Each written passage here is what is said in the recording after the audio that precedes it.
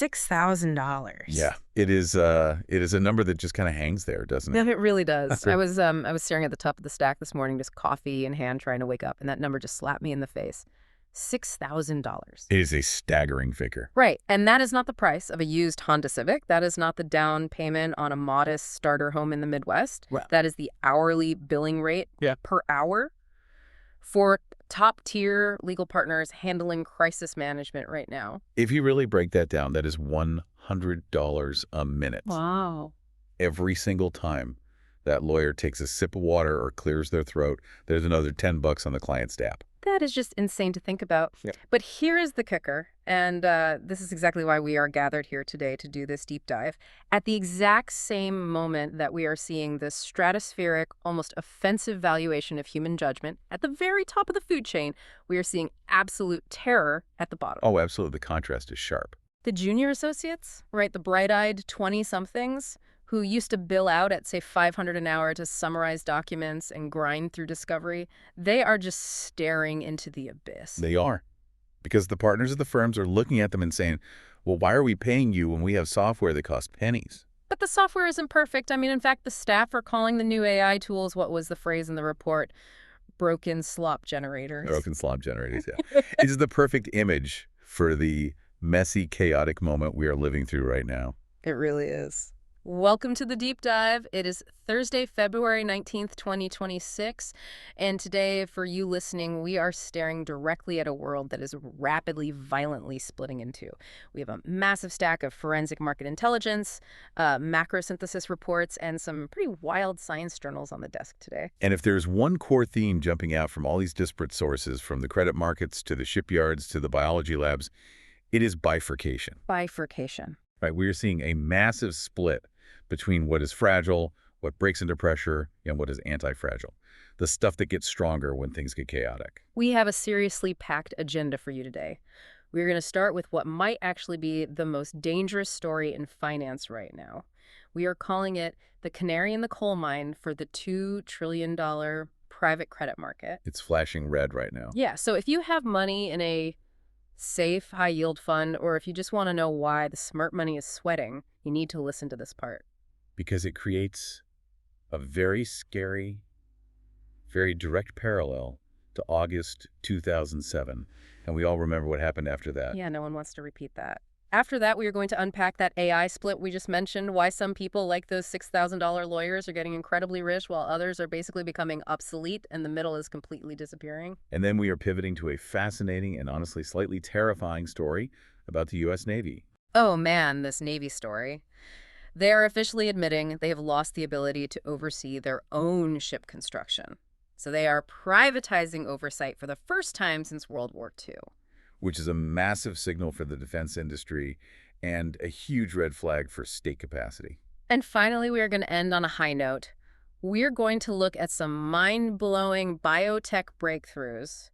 We are talking about reading a cancer's mind through a simple blood draw and heating up tumors that used to be invisible to the immune system. Yeah, the science section today is actually the most optimistic part of the stack. It is the real anti-fragile piece. So let's just dive right in. Let's start with the money. Let's start with the canary. The private credit crack up. Okay, for you listening who might not be glued to the esoteric financial pages every single day, let's set the stage here.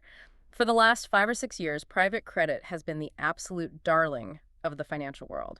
It has grown into this massive $2 trillion market. $2 trillion with a T. Right, and for a long time it was pitched to retail investors, regular people, not just billionaires, as this totally safe place to park your cash. The pitch was very seductive. The narrative kind of went like this. Traditional banks are pulling back from lending because of all these new regulations. So we, the private asset managers, we are going to step in. We will lend money to companies directly.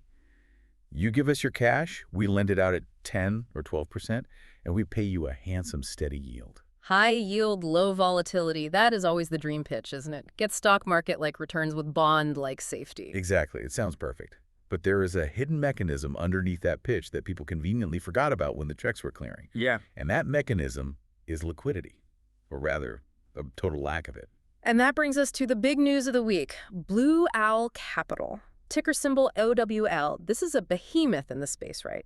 And the forensic reports in our stack are flashing bright red because Blue Owl has permanently halted redemptions in its retail debt fund. Let's translate permanently halted redemptions into plain English for a second. That means if you're an investor and you call up Blue Owl today and say, hey, I would like my money back, please. I need to pay for a wedding or a house, or I just don't like the look of the market.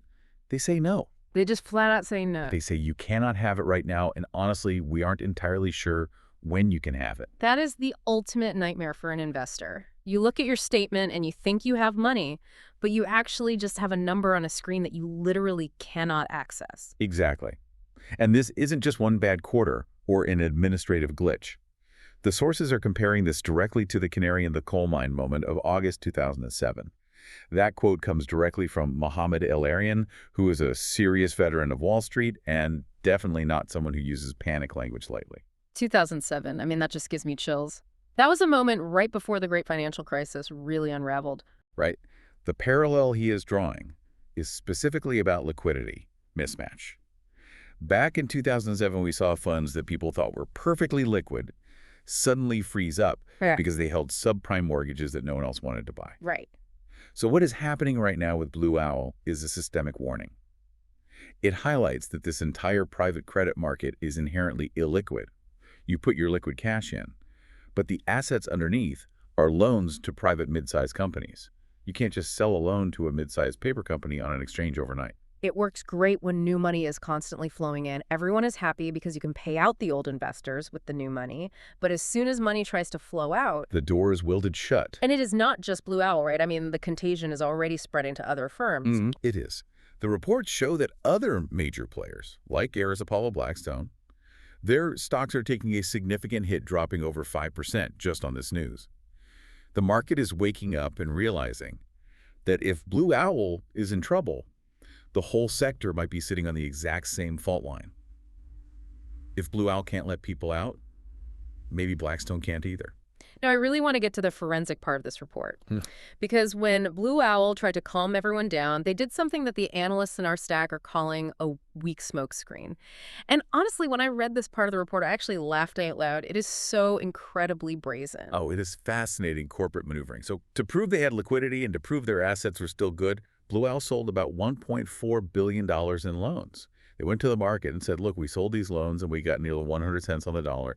Everything is fine. The assets are totally valuable. Right. They're saying, see no fire here. We got full price for our stuff. Exactly. But the devil, as always, is in the details. The forensic analysts looked at who actually bought the loans. And one of the primary buyers was reportedly a company called Cuvari. Cuvari, okay. And who exactly are they? Cuvari is an insurance provider that Blue Owl owns. Wait, stop. Let me just get this perfectly straight. They sold their own loans to a company that they own. Effectively, yes.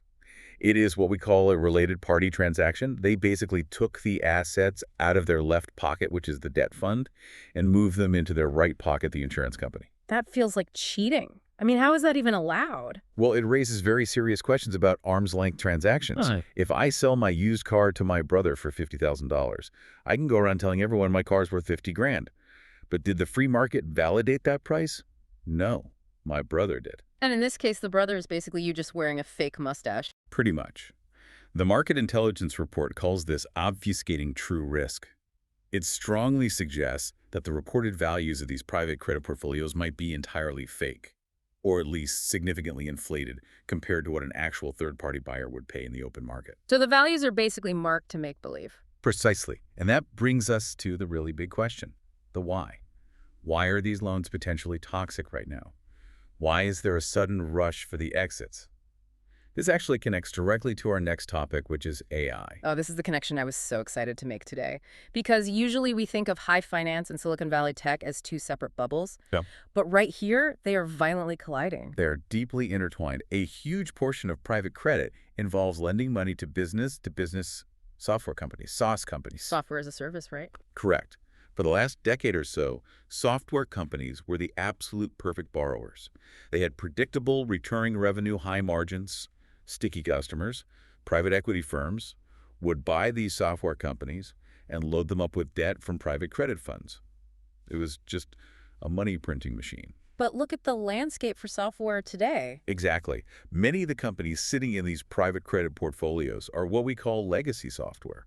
They make generic coding tools or basic customer service platforms or mid-level data entry software. And what happens to legacy software when advanced AI comes along? It gets disrupted brutally. If you lent $100 million to a company that makes software for organizing medical records, and suddenly an AI agent can do that exact same job for free or for pennies, that company's recurring revenue just evaporates overnight. And if the revenue evaporates, they obviously cannot pay back the loan to the private credit fund.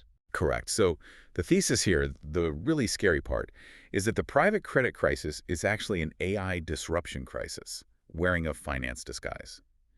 The underlying assets, the companies themselves, are literally being hollowed out by automation. That is a terrifying feedback loop. You have massive financial engineering stacked right on top of rapid technological obsolescence. It is the perfect storm for extreme fragility. Okay, so if I am listening to this and I am looking at my portfolio, or I am just trying to understand where the ground is actually solid right now, what is the takeaway here? Well, the smart money move, according to the analysis in the stack, is a rapid rotation.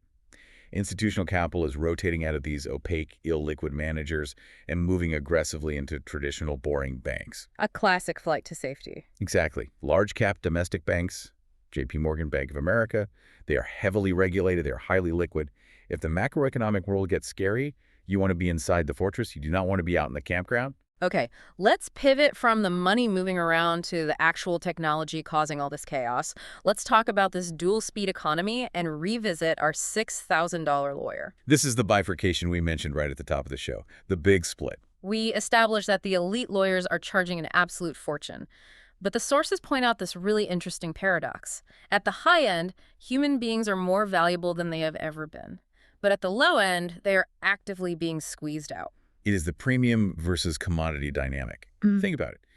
If you are a top lawyer handling a bet the company lawsuit or a massive crisis where the Department of Justice is knocking on the door, your true value isn't your ability to read fast. Your value is your judgment, your relationships, your ability to navigate intense human complexity and nuance. Right, and AI cannot do that yet. It cannot look a panicked CEO in the eye and say, don't do this, it will ruin you. Exactly.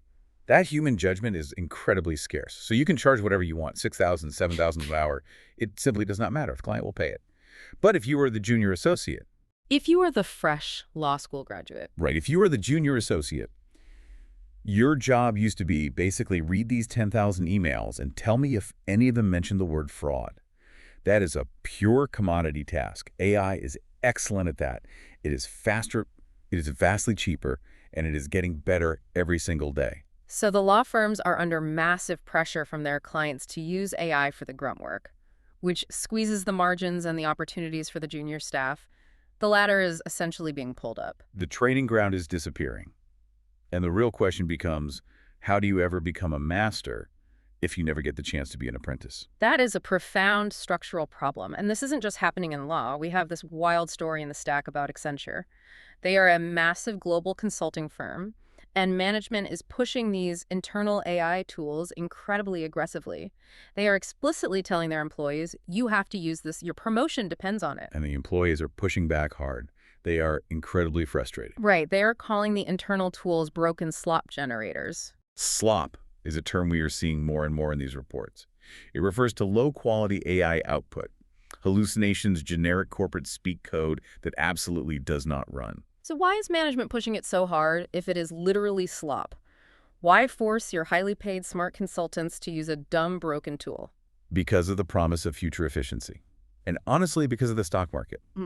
We are in the messy, awkward middle of this transition. The tools aren't perfect yet, but the market relentlessly punishes inertia.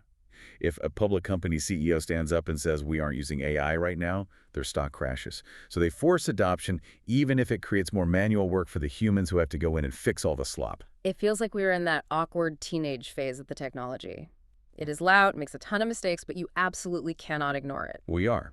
But there are very clear winners emerging from all this chaos. It is not all slop. Palantir, ticker symbol PLTR. Palantir is a fascinating case study here because they aren't just selling a basic chatbot wrapper.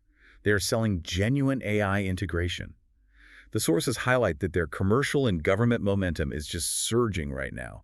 Their U.S. government revenue alone is up something like 66% year over year. That is massive, massive growth for a mature government contractor. It is. They are seen as the serious player for highly complex problems. They build the underlying operating system for the entire enterprise, not just a toy for writing marketing emails. They are playing the anti-fragile role in this software space. And then there is the hardware side of the split, the big power grab. This is the physical battle for the chips. Everyone knows NVIDIA is the reigning king of the hill, but the forensic reports say Google, Meta, and Microsoft, they're all desperately trying to build their own custom silicon. They are trying to break the dependency on NVIDIA. They have to. They cannot be solely dependent on a single third party forever. It is a massive supply chain vulnerability. If NVIDIA sneezes, the entire global AI economy catches a cold. So you are seeing a massive, massive boom in the semiconductor supply chain as these tech giants try to bring their chip design in-house.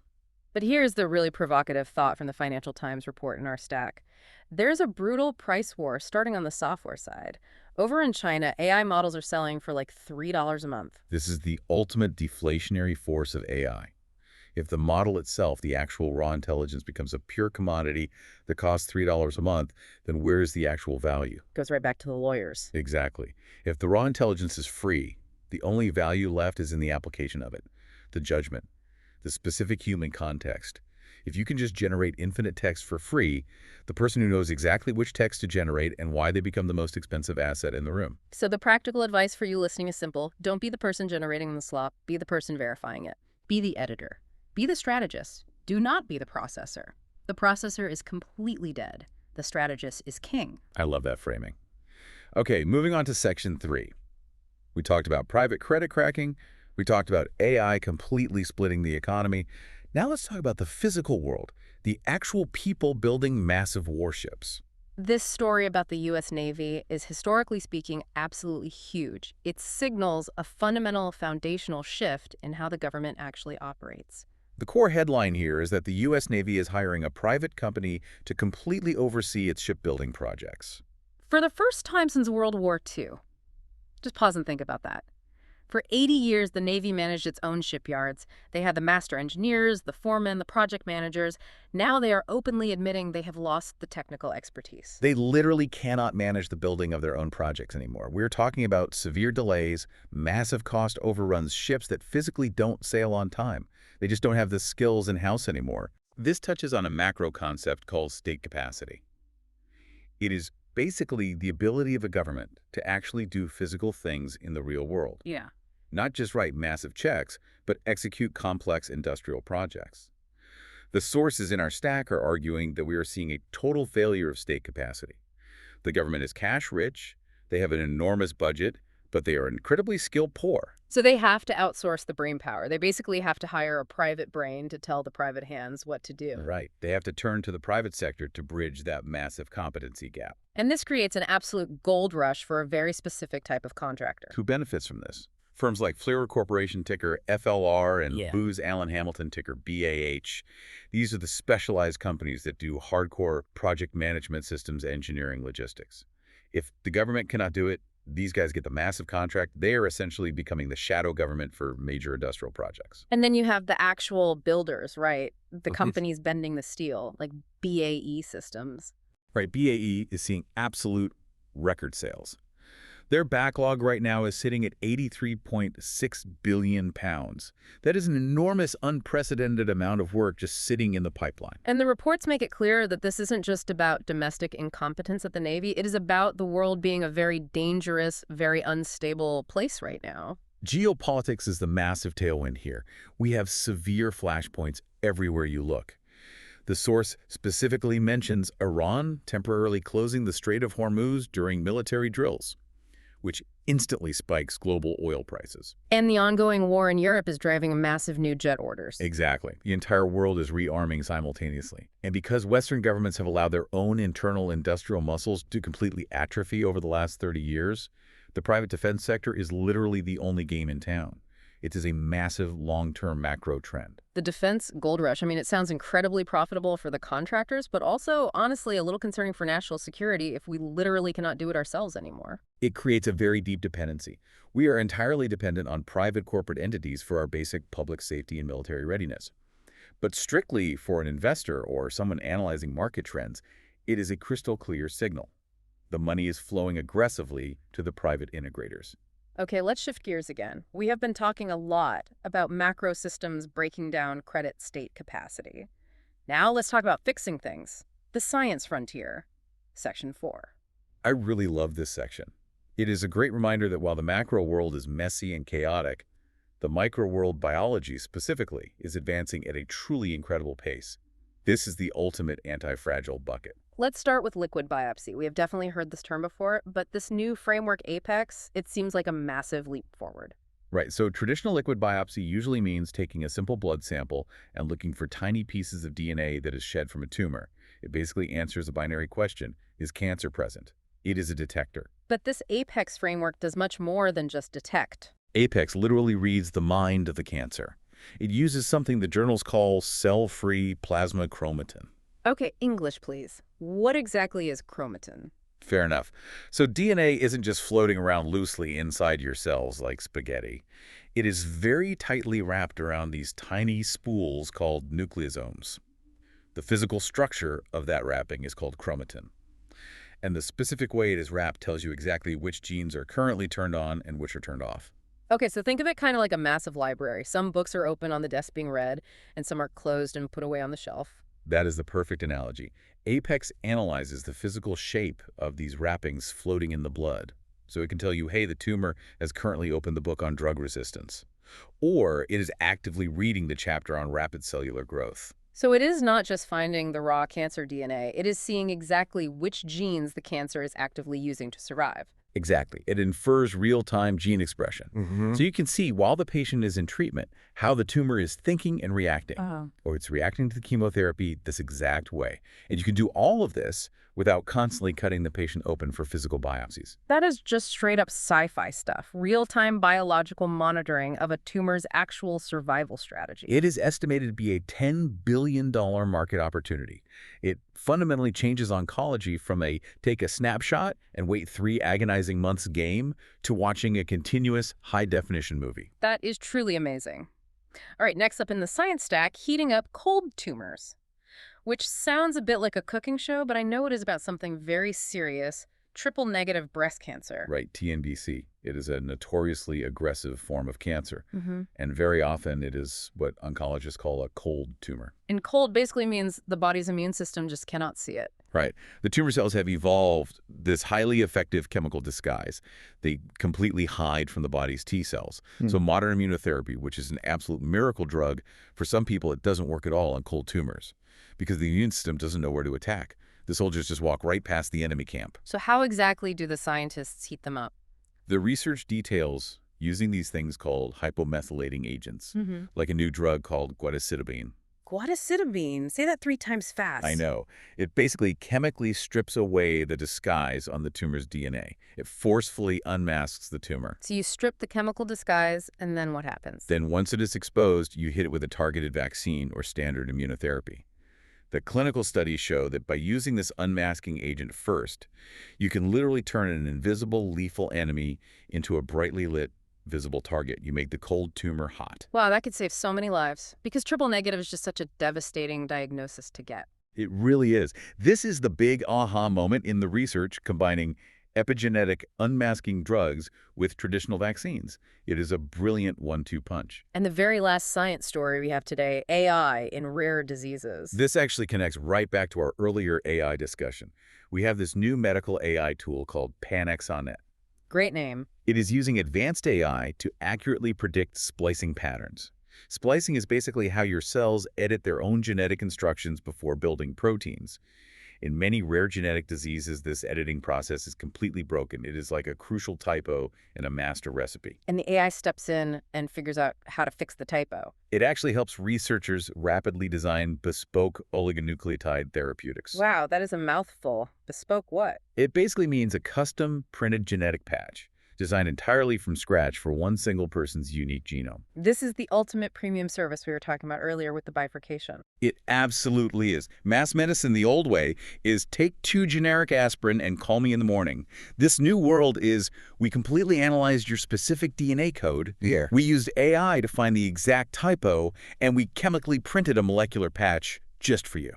Incredible. It is such a beautiful contrast to the AI slop we talked about at the consulting firms. This is AI actually saving human lives, not just spamming corporate inboxes. Precision versus commodity. That is the overarching theme of the day. Okay, we are officially heading into the home stretch. It is time for the lightning round. We are going to quickly hit the second order effects, the stuff that is happening globally because of the stuff that is happening. Let's do it. First up in the lightning round, the beef to Walmart pipeline. This is a really classic economic domino effect. Right now, U.S. cattle herds are sitting at a 75-year low. Wow, 75 years. Why is that? Is it drought or feed costs? It is a toxic mix of everything. Severe drought in key states, historically high feed costs, and a lot of the older generation of ranchers are simply aging out of the business and selling off. So the raw supply is way down. As a result, ground beef prices at the store are up a staggering 17%. Ouch. 17%. That really hurts the average family at the grocery store. It does. And when steak and basic beef get too wildly expensive, what does the average consumer do? They immediately trade out. They buy chicken, they buy pork, and much more importantly, they completely change where they shop. They abandon the premium stores and go to the value grocer. They go straight to Walmart, ticker symbol WMT. The retail analysis in the test calls this a pincer movement on the consumer's wallet. Walmart massively wins market share when inflation severely bites the beef market. So the simple trade is if you see the price of a basic burger go up at the drive-thru, buy Walmart stock. That is the structural trade, yes. Next up in the round, social media is absolutely under siege. We have got Australia going practically nuclear on this issue. Right. Australia is running what the reports call a high-stakes experiment. They have legally banned social media entirely for young teens. And to comply with the new law, Snapchat just abruptly disabled 415,000 accounts. 415,000 just completely wiped out overnight. That is a lot of teenagers suddenly looking for something else to do. And at the exact same time, stateside Mark Zuckerberg is sitting in a courtroom in Los Angeles being aggressively grilled in a major trial. And the specific legal strategy being used here is absolutely fascinating. The plaintiffs aren't suing him about the actual content on the platform because content is highly protected by free speech laws, like Section 230. Right. You generally cannot sue the platform itself for what a random user posts. Exactly. So instead, they are suing him purely on the design. It is a product liability case. They are legally arguing you specifically designed this algorithm to be highly addictive. You designed this physical product to harm kids. It is legally the exact same framework as selling a car with defective brakes. That is a wildly dangerous legal shift for companies like Meta and Google. I mean, if algorithmic addiction is legally classified as a literal product defect, the financial liability is practically infinite. The intelligence source heavily suggests taking a short position on social media stocks due to this exact regulatory and legal pincer movement. Wow. Next up, we have a meme stock with an actual court date, MBIA, ticker MBI. This is a real deep cut for the municipal finance nerds out there. MBIA is a bond insurer, and they are heavily exposed to the ongoing mess of Puerto Rico's debt. Yeah, Puerto Rico debt has been a notoriously complicated mess for like a decade now. It has. But tomorrow, Friday, February 20th, 2026, the U.S. Supreme Court is finally expected to rule on a specific case called Trump v. Slaughter. That is a very dramatic name for a municipal bond case. It is about the specific powers of the Financial Oversight Board in Puerto Rico. If the Supreme Court ruling goes a certain very specific way, it could instantly unlock a massive hidden settlement for the bondholders. So this is what traders call a special situation. Exactly right. It has absolutely nothing to do with quarterly earnings or product sales. Yeah. It is entirely about a judge's gavel. It is a pure binary event. The market might be completely missing the hidden locked up cash that could be released here. All right, last one in the lightning round. Crypto and politics. We absolutely cannot avoid it today. World Liberty Financial. Right. This is the prominent Trump family-backed crypto venture. And just to be crystal clear for you listening, We are looking at some politically charged source material here, touching on right-wing figures. We never take sides on this deep dives. We are just impartially reporting the data and the analysis in front of us. We aren't endorsing any of these political viewpoints, just conveying the financial ideas from the forensic reports. Exactly. Our only job is to synthesize the stack. Mm-hmm. So regarding World Liberty Financial, they recently hosted a massive summit at Mar-a-Lago, and the forensic reports state they are sitting on $1 billion in pre-tax profits. $1 billion in pre-tax. That is serious institutional real money. That is exactly what the report says.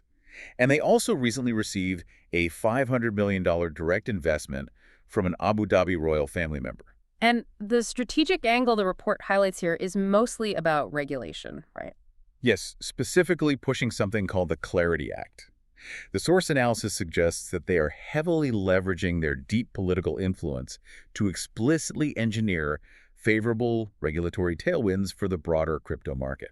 So it is essentially a very large play on the direct intersection of federal policy and the blockchain. As always in finance, you just follow the incentives. So, man, what does this all mean? We have covered a staggering amount of ground today, from broken naval shipyards to gene-reading blood tests to $6,000 lawyers. If we try to really synthesize all of this back to a single point, we're looking at two totally different worlds rapidly pulling apart. The great bifurcation. Exactly. On one side, you have the legacy world. The old legacy software companies, traditional retail debt funds like Blue Owl, the old slow way of building physical ships. This world is actively creaking. It is deeply fragile. It simply breaks under new pressure. And on the other side of the chasm, The new world. Advanced AI infrastructure like Palantir. Privatized rapid defense oversight. Precision bespoke biotech that literally reads your personal genome. This new world is accelerating incredibly fast. It is totally anti-fragile. it really feels like you have to consciously choose which boat you are going to be on. You absolutely do. The comfortable middle is completely disappearing. You're either offering premium, bespoke, high judgment value like the $6,000 crisis lawyer or the custom gene therapy, or you are just a replaceable commodity. I really want to leave you listening with that final provocative thought you mentioned in our pre-show meeting, the bit about the actual price of judgment. Right. Think very carefully about the AI price war we discussed earlier. China selling entire functional models for just $3. Raw intelligence. The pure mechanical ability to process information, write code, summarize text, it is racing straight towards zero. It will effectively be free. So if base intelligence is completely free, Then true human judgment becomes the absolute most expensive luxury good on the planet. Knowing exactly what to ask the AI, knowing instantly when the AI is hallucinating or lying, knowing exactly how to apply that raw answer to a complex, messy, highly nuanced human situation. so the real question is, are you actively building your judgment or are you just blindly processing data? That is the defining question for 2026. Really heavy stuff today, but incredibly important. Thank you so much for taking the deep dive with us today. It is always a pleasure to unpack this stuff with you. We will see you all on the other side of the bifurcation.